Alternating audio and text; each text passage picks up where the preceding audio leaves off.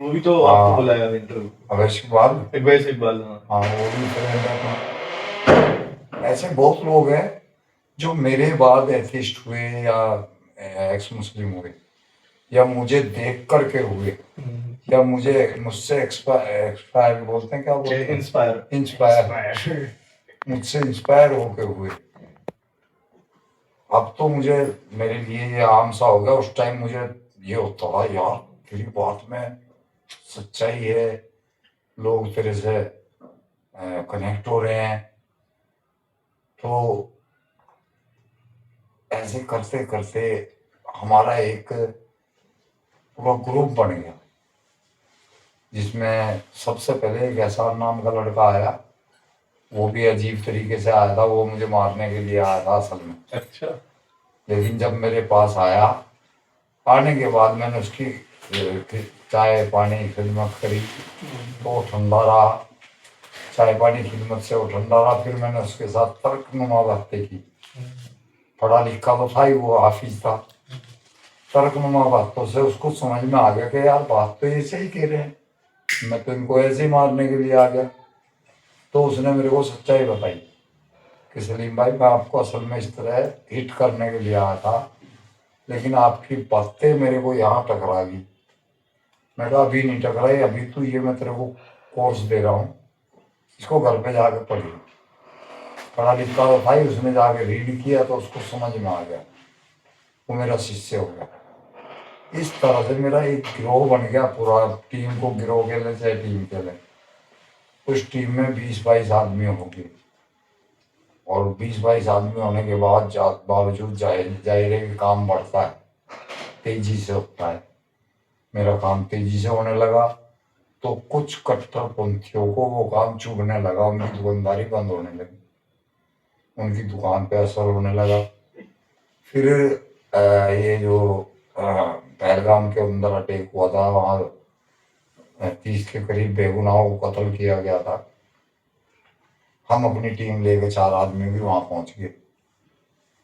वहाँ पहुँचने के बाद वहाँ की जो जिहादी पुलिस थी, वहाँ सारे मुसलमान।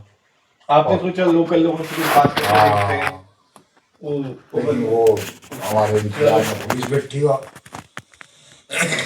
उन्होंने हमें वहाँ कत्ल करने की तैयारी कर ली। लेकिन चूंकि हमारी बात बहुत आगे हो चुकी थी और हमारे शहर में हिंदुस्तान का बड़ा बड़ा आदमी था, सो वहाँ उन्होंने उनका जीना आराम कर दिया और उन्हें हमें छोड़ना पड़ा।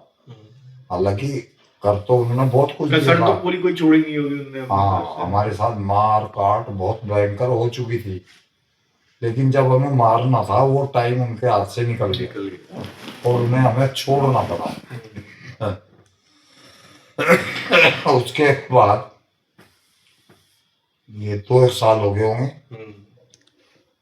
अब मुझे ज़्यादा धमकियाँ आने लगी थी पाकिस्तान से और इंडिया के कुछ ग्रुप्स वगैरह से, जिसमें कोई मेहंदी नाम का ग्रुप था। यहाँ से धमकियाँ आने लगी थी, लेकिन मैंने इनको ध्यान नहीं दिया। मेरे पास सिक्योरिटी थी, गनमैन थे। अचानक मुझे कुछ काम पड़ गया तो मैंने गनमैन को बोला, मैं कहा भाई तुम 2 दिन के लिए छुट्टी कर लेना और मैं यहाँ नहीं रह पाऊंगा, तुम छुट्टी कर लेना। उन्होंने बेचारों ने छुट्टी कर ली। अच्छा, ये बिल्कुल ही उन्हीं 2 दिनों में हुआ है। हाँ, ये उसी टाइम में हुआ।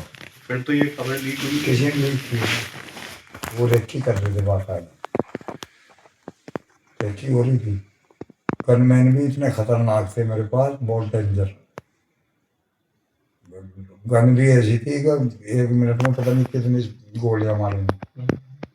अब वो मैं सुबह 6:30 पौने 7 बजे के करीब उठा और अपना बीड़ी सिगरेट पी के दुकान तक गया परचून पे। वहाँ से दूध खरीदा, दूध लेके वापस आया, गर्म करने के लिए रख दिया और लेट गया। वो मेरी आँख लग गई, दूध भी जल गया, दूध भी जल गया। फटाफट में उठा, दूध जलने के अच्छा, वो बाद। दूसरी जगह थी ना। हाँ, वो दूसरी जगह। हाँ, मैं देखा जाके दूध जल गया, मैंने छोड़ दिया, उसको हटा दिया, गैस बंद कर दिया, फिर आगे लेट गया। फोन छाती पर रखा, सो गया। 7:15 बजे, पता नहीं है 7:20 हो 25 हो, मेरे फ़ोन में मैसेज आता है, कोई आवाज़ आई टों टों टों, मैंने ऐसे मुंह खोला, फ़ोन उठाया, ऐसे देखना शुरू किया, देखा तो था बाहर 2 लड़के खड़े हुए मुसलमान गाड़ी वाले। लोग बाग वहाँ आस पड़ोसी मेरे पास आ जाते थे, क्योंकि मेरा ऑफिस ऐसा था जैसे प्रॉपर्टी डीलर का होता है। ये आंटी वगैरह की कोई भी आता है मैंने सोचा हो सकता है कुछ पूछने पाछने आया हो। मैंने कहा हाँ भाई क्या काम है? तो लगा जी काम नहीं, कुछ बात करनी थी। मैंने कहा बोलो बोलो आ जाओ। दरवाजा खुला था, वो अंदर आ गए। मेरे पीछे सोफे थे, एक सोफे पे मैं लेटा हुआ, पीछे वो तो फिर सीसीटीवी का पूरा आ ही गया था। हाँ, सीसीटीवी वायरल हुई थी वो। मैंने सोचा ये आगे बैठेंगे, मैंने बैठो बताओ क्या बात है।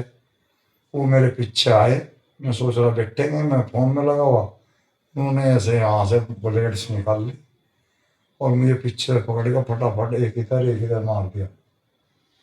अब ब्लेड लगने के बाद मेरे को दिख रहा मुझे तो गलत हो रहा।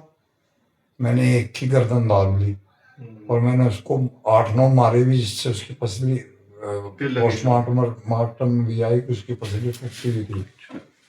मैंने उसकी पसली तोड़ दिया 8-9 घुसों के अंदर, और उसके अंडकोश पे लात मारी मैंने। लेकिन जो दूसरा था उसने मेरे ऑफिस में रखी एक कांच की टेबल उठा के मेरे ऊपर मारने शुरू कर दी, जिससे मैं बदहाल हो गया और उनके काबू में आ गया। तो उनको 2-3 मिनट का टाइम मिला इतना ही, 2 या 3 मिनट का। 2-3 मिनट में उन्होंने मेरी गर्दन काट दी, पेट के अंदर मार दिए, कमर में मार दिए, सर में मार दिए, पैरों में मार दिए, और उनको लगा कि अब मर जाएगा। तब बाहर लोग बाग आना शुरू हो गए। लोग बागों को देख के वो डर, हाँ हाँ हाँ, उनको लगा कि ये आप पकड़े जा सकते हैं, तो वो चप्पल छोड़ के भाग गए, अपनी चप्पल भी छोड़ दी उन्होंने, भाग गए। उसके बाद आस पड़ोसियों ने जो है आज इधर